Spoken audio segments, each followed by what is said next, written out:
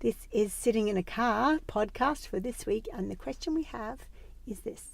What about upsetting other parents if my child talks to her friends and their parents don't talk about sex and sexuality?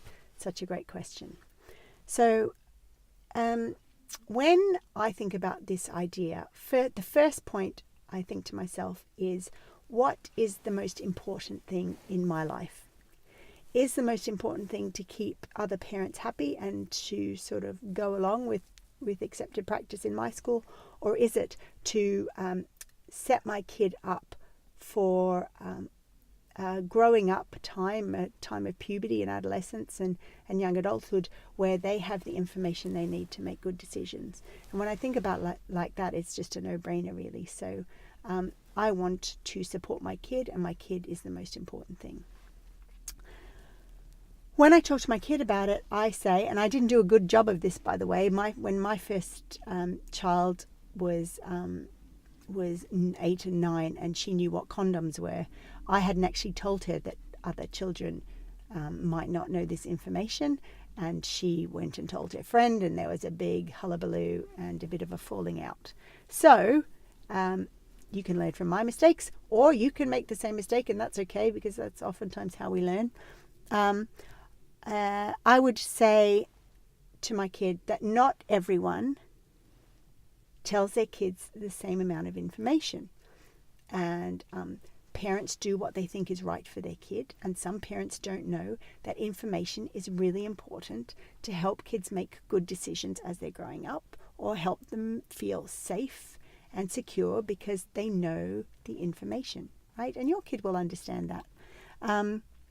You can say, the third point is, you can frame it in you are lucky format. Like, you are really lucky to be getting this information, because not all kids are able to get this information from their parents. And you can say why. You can say some parents were brought up believing that children should not have any information about sex or bodies because they thought that was the safest thing to do. But now we know that it's really important for kids to have information about their bodies, and it's really important for kids to know lots of accurate facts about that their bodies are their own. So you can frame it in that sense, and say, unfortunately, that this information is for them and not for other kids.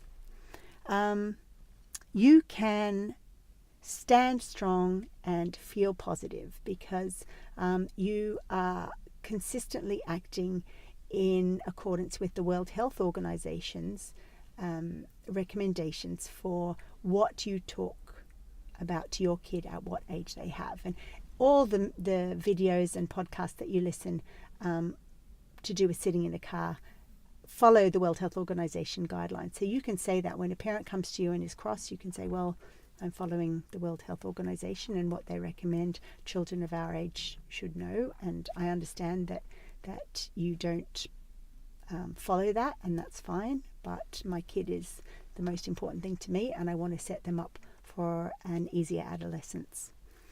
The other thing to do, this is point 5, when a parent comes to you and is irate about the amount of information your kid might have, compared to the amount of information that their kid has, and how your kid has been giving the other kid information, is to reflect how that must feel for them.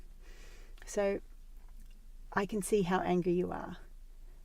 That's not easy when you want to do it one way and my kid has told your kid something you don't want them to know. I'm sorry this is causing you so much hassle, and you look afraid and worried.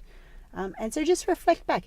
You don't need to sort of argue about it. In my experience, you can just say, they're going to be cross. Yep, you're cross. I can see how if the roles were reversed and I didn't know the information I knew, now I would be responding the same way you are. Then the 6th point is to find a supportive community. So a lot of you will be doing these conversations with your kid, and you will be in the minority in your school communities.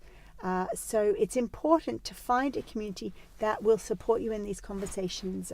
One way you can do that is to join the Learn to Talk to Your Kids About Sex Facebook group that I run on Facebook. You can recommend this podcast to friends or parents who are starting to ask you questions about, are you talking about sex with your kids? How are you doing that? How do you know the right thing to say? And then you will start to create your own little community for people who are doing similar things to you. So that's it for Sitting in a Car this week. I will see you next week for another juicy question from the parents that I see as I go around Ireland talking about sex, consent and relationships.